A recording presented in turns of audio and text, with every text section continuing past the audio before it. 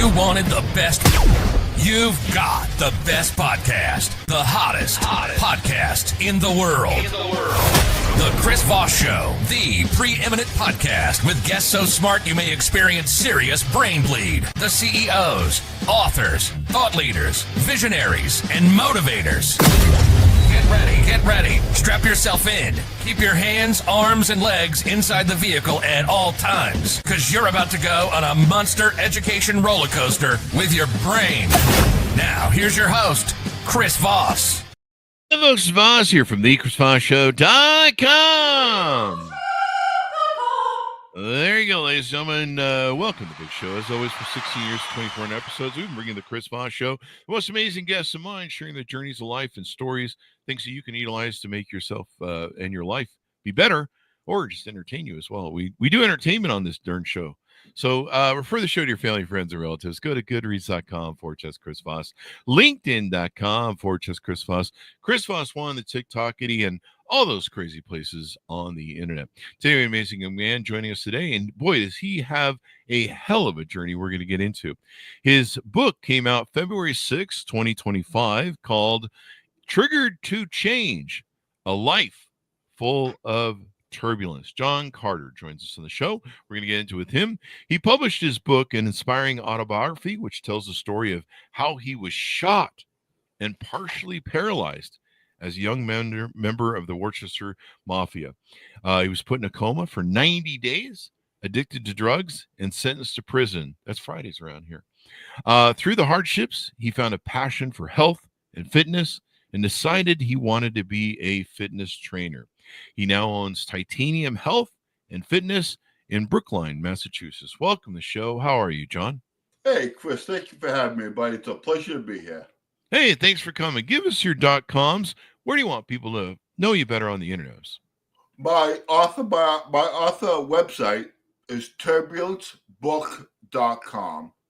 Turbulencebook.com. That's all my information. It brings you my gym website. It brings you all to all my websites.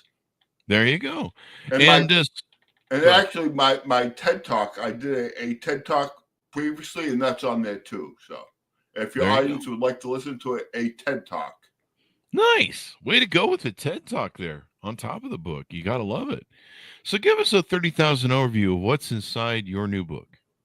My book is a very inspirational, motivational book.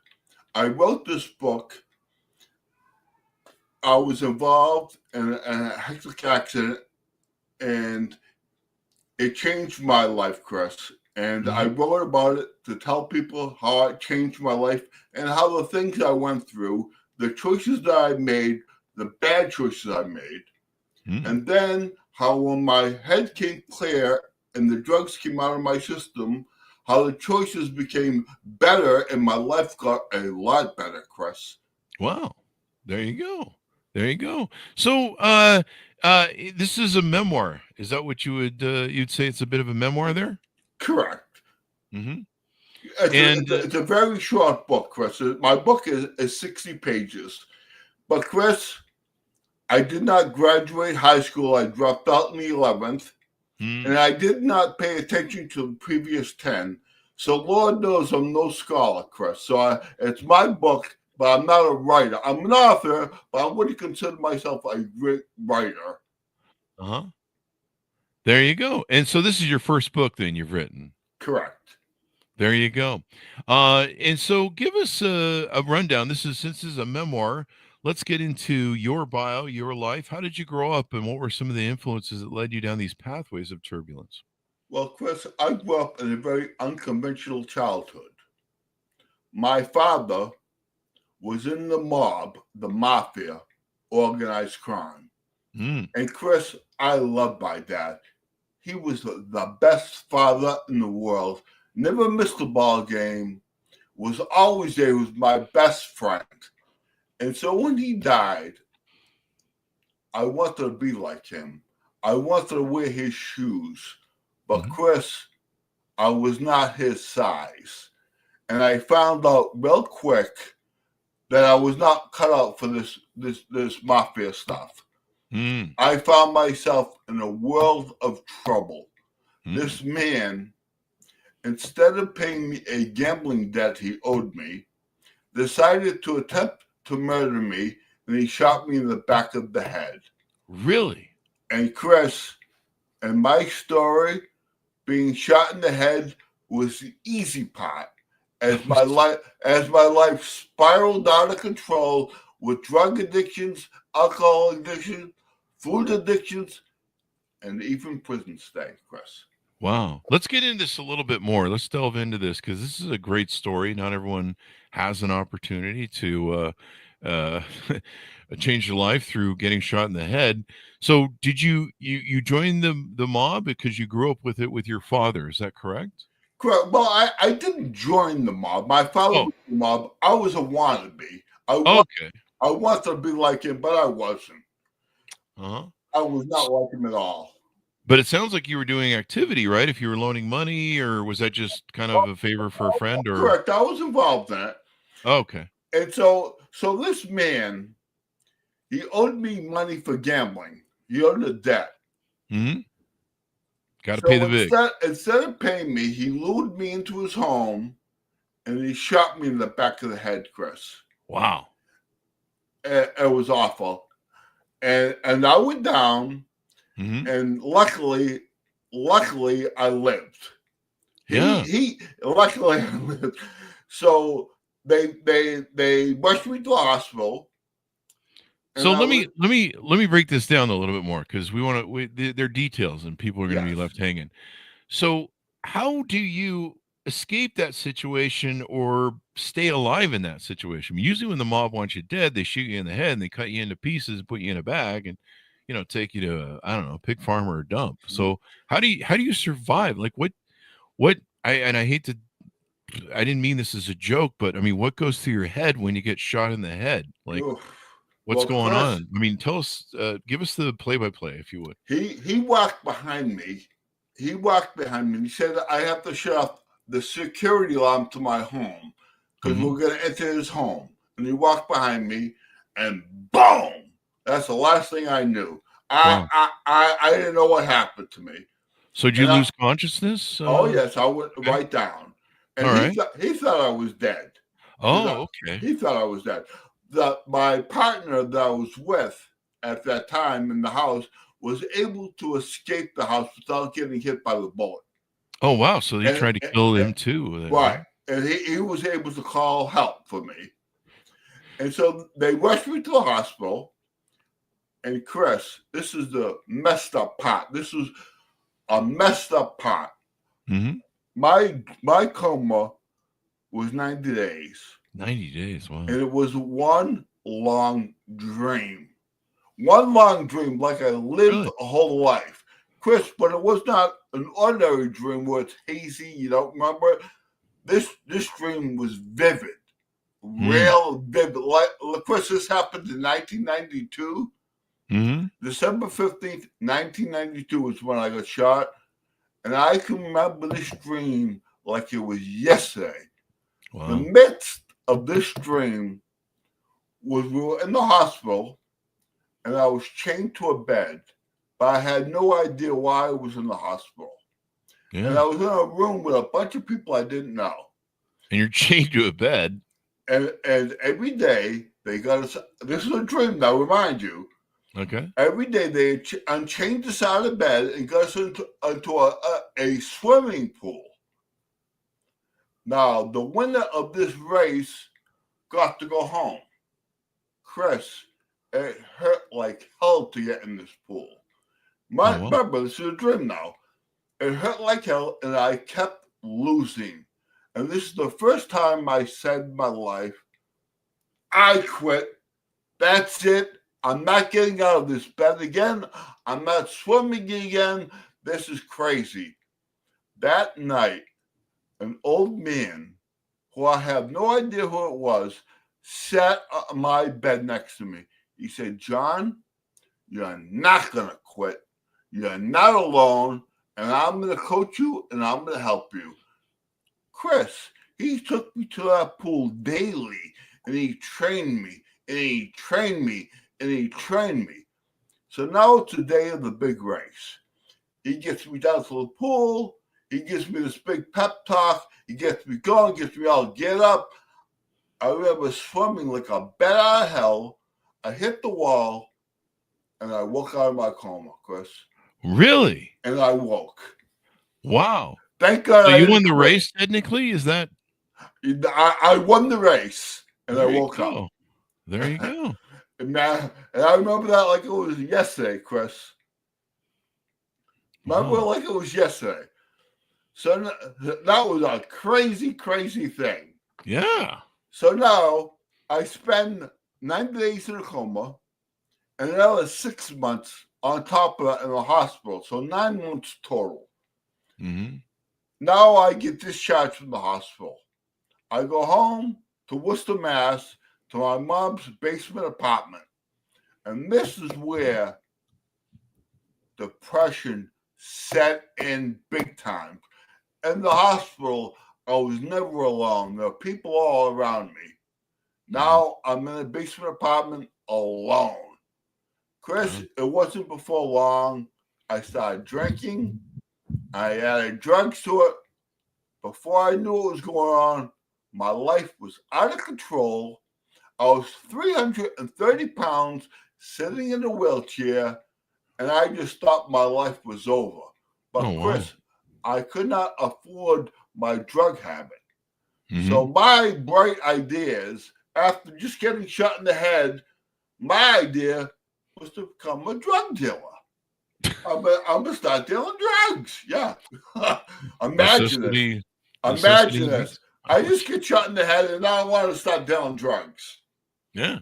But the police did not find this too amusing, Chris. The police did not. And that should have been the title of your book. The police did not find this too amusing. Hey, tell me what. Put that in your second book. There you go. So, boom! My door comes crashing in. 10 cops come rolling in. And Chris, I thought I was dead. I thought I was being mugged. But then I heard the walkie-talkies. And I said to myself, oh, thank God. Chris, seriously, I said to myself, wow, this is over. Chris, my life was in such a mess.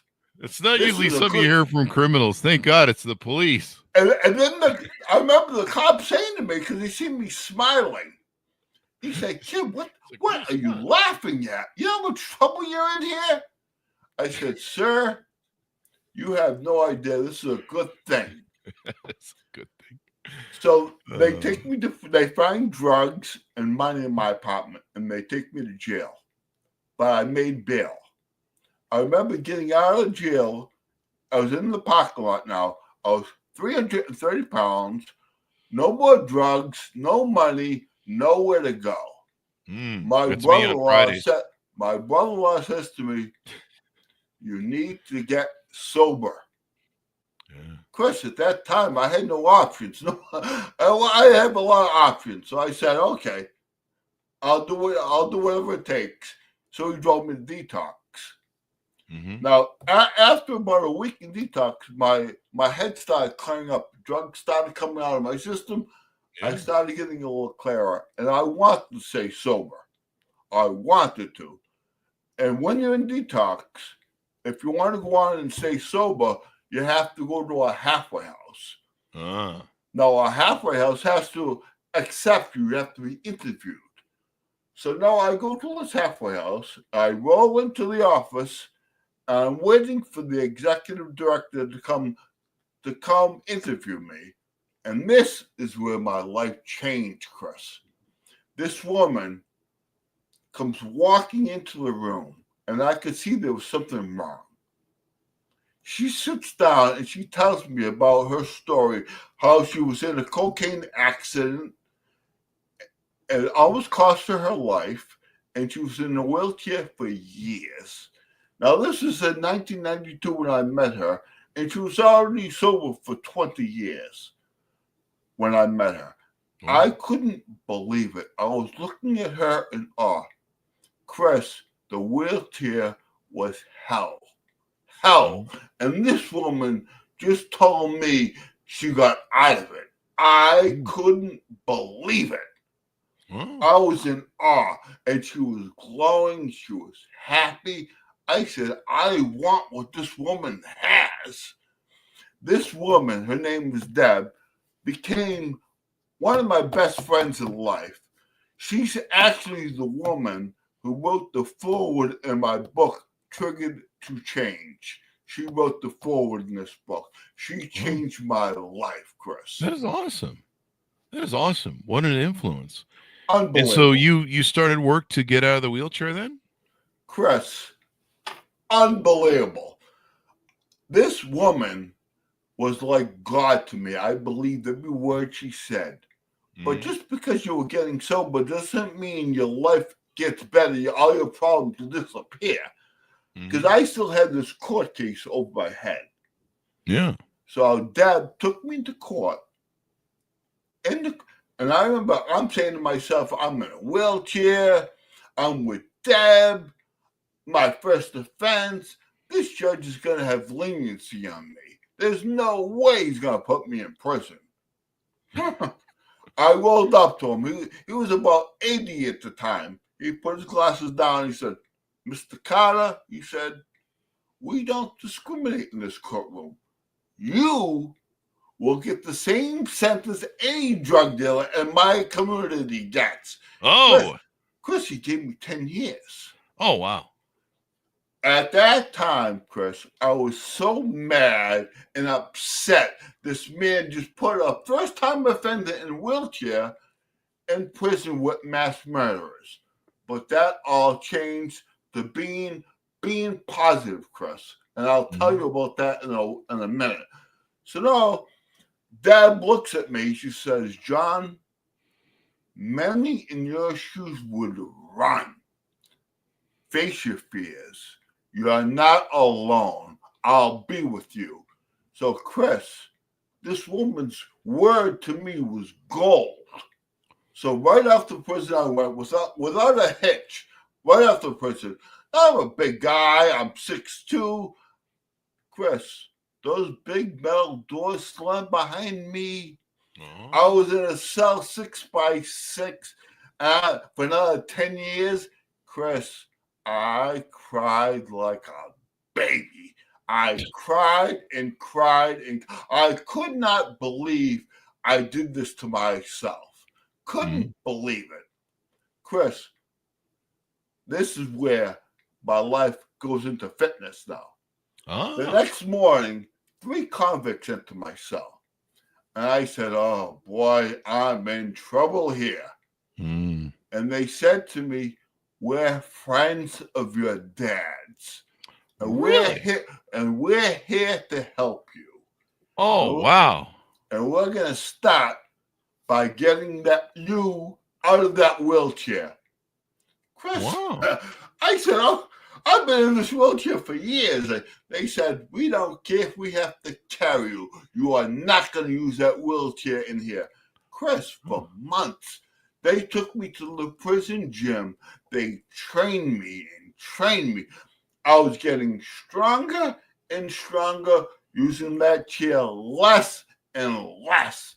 And who would have thought 3 convicts in jail would have taught me a lesson like this? Unbelievable. Unbelievable. Yeah. Unbelievable. So, Chris, I got to put this point in here. Okay. In prison, there's a lot of recidivism. A lot of people coming in and getting out. A big revolving door. And I was in jail for years now. And I noticed this, and I seen this, I didn't see him for a long time. He tells me the story, how he got out and he came back in. I went back to my cell that night, and I'm talking to my dad who's in heaven. I said, Dad, please help me here. Guide me. And right away, a lesson. He taught me lots of lessons in life, Chris, and they're all in this book. But one lesson he taught me, plan to fail to plan. I said, oh my goodness, I'm going to make a plan here because I'm not coming back here. Immediately, Good I for get, you. I get on the phone with Deb from the halfway house, and she says, I've been waiting for this call. She says, of Wow. course I'm going to help you. You're not alone. And Wow. Chris, thank God, because I got out of jail at 32 with $100 to my name and a bus ticket. My chances of going back to Worcester and making it were zero. I would have never made it. I would have been a boatload of trouble. So I got on the bus and I walked my fears and I took that left. I went to Boston to that halfway house. And thank God, Chris. Thank God. Mm-hmm. Thank God. There you go. All that good stuff. So, and so from there, I believe you have your own gym now. Is that correct? Correct. Mm-hmm. Tell us Correct. about that. How did you get involved in getting your own gym, and how long has it been going, and some of the details there? Well, it started in prison, like I told you, when the prisoners got me in shape, but I did not put the dots together how it really helped me mentally. I was getting stronger physically, but I could not understand why I was feeling so good about myself. I could be in my little cell and I would feel real good about myself. And I'm like, I'm in prison. I'm not supposed to feel good. What's going on here? So I did a lot of research. I learned the endorphins being released into my blood from working out makes me feel better. And Yeah. so now I get out of prison, and I know I want to be in fitness. I know I want to do this. I went to every big gym in the Boston vicinity, and they wouldn't give me the time of day. I slur. I walk with a limp.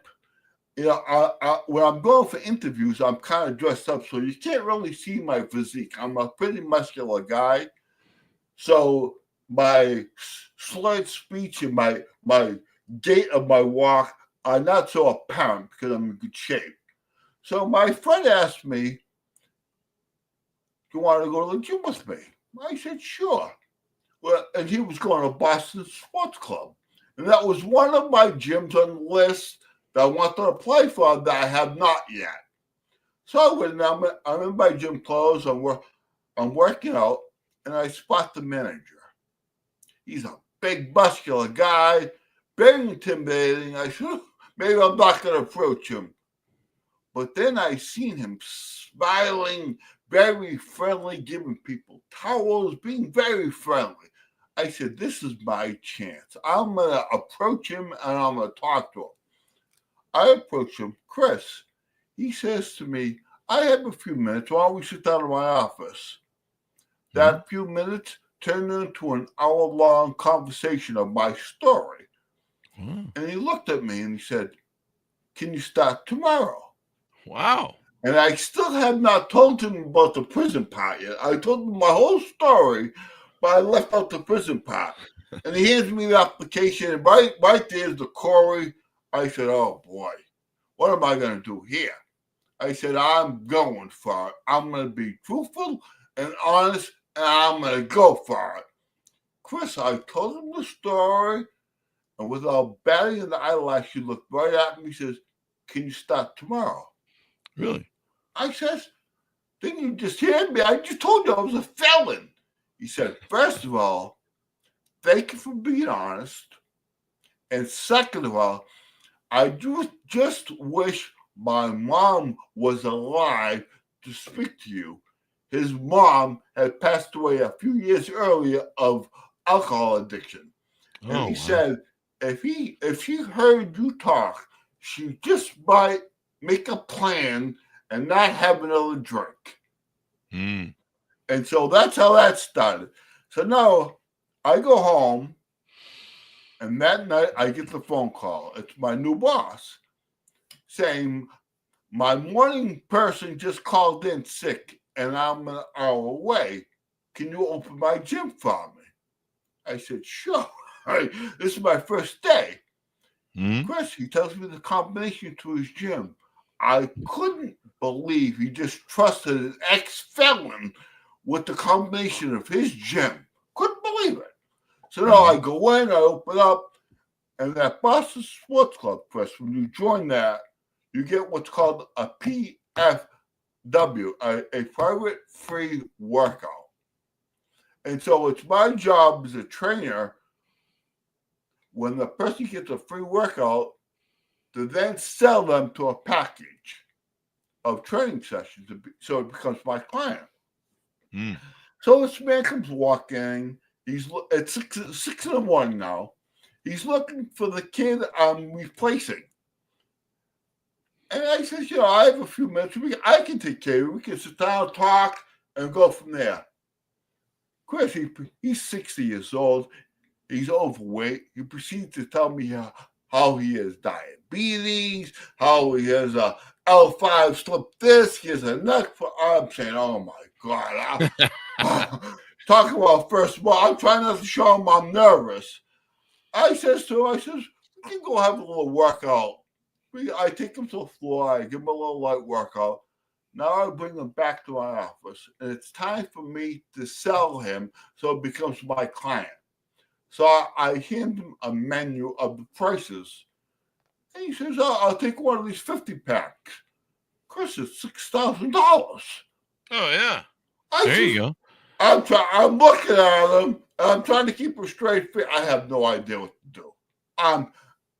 I see my manager walk in now. It's about 6:30. He comes in. I said, sir, can you excuse me? And I run to my manager. I says, David, this guy wants to buy a big package. I need help. Follow me, he says. He walks in the office. He closes the deal like nothing, like a magician. The guy leaves, and he turns to me and he says, here at Boston Sports Club, that package has been available for 3 weeks. You are the first person in Boston to sell one. Good for you. Talk about a first day, everybody. And now that gentleman that I signed in 2001 at Boston Sports Club is still my client. I trained him, his wife, his daughter, and his son. That's awesome, man. I love it. So my manager, this is how I opened up my own gym now. My manager, the one who hired me, was leaving Boston Sports Club to open his own private gym. And it wasn't long after I got the phone call asking me if I would come work and help him out. So I came, I looked at it, and I made a big decision, Chris. Am I going to leave Boston Sports Club? Now, I'm a single dad. I'm a single father. And I have a guaranteed income coming in. Now I'm going to go to my own private gym, and I have to do all the marketing, and I have to do all the getting my clients. So that was a challenge for me, but I did it. And how many years ago was that? That was in 2009. And I worked with him for 2 years before I owned it. I worked with him for 2 years. And at that time, it's when he decided he wanted to make the gym more public, more clients, and more trainers. Right now, the gym was completely private, and my clients loved that. They could talk, they could get inspired and train. So I had to make a choice. What was I going to do? Buy them out? That's what I did, Chris. I said I have to do it. Chris, gonna take a shot. When I bought him out, the office in the gym was my bedroom. I had $18 to my name when I bought him out. I said, you know what? I'm going for it. And I did it. And thank God, because I opened it in 2012, Chris, and here I am today thriving. I love my gym, love my clients, love inspiring. Here's a story for you, Chris. Now, I own my own gym, so I wasn't going to tell. Now my story is out. But before my story was out, I was still in the closet, so to speak. I didn't tell Palliative care and long-term care moves Yeah. down to person-centered care. Hang on. It isn't We've got something just coming about through our death and audio here. dying, I don't but it's understand about preparing where are we getting this noise from? families and the Hang on one second. us to individual. What that could the be hell it, is going? Yeah, hang on one second. I don't know where this is coming from. Why am I getting this feed? What the fuck is going on? Hang on, You got it, buddy. Don't worry. what is that? Like, I don't even know what it is. I didn't even shut it off. It's just gone now. What the hell? Like, sometimes it's like a tab that'll run, but it just stopped. So I don't know.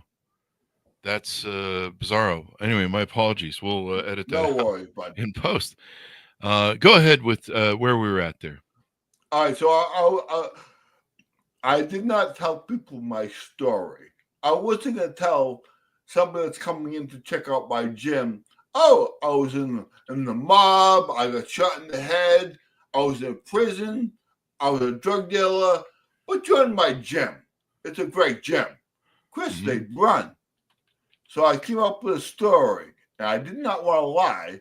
So I told people I was in a hunting accident. I was shot in the head.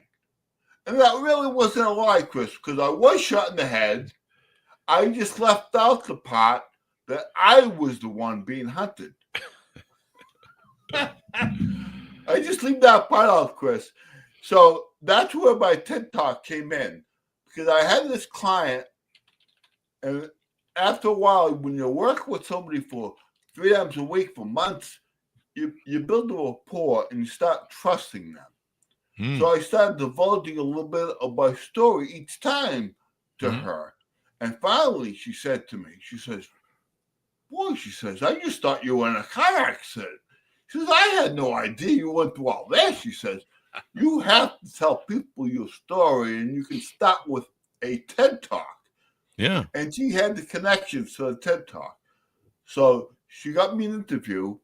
I remember walking out of the interview. I'm saying to myself, what the hell did she just get me involved with here? There was no way I could do this. Yeah.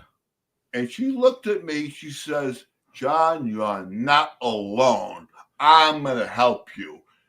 Chris, for months, she came to my gym and she coached me on doing this TED Talk. It was awesome.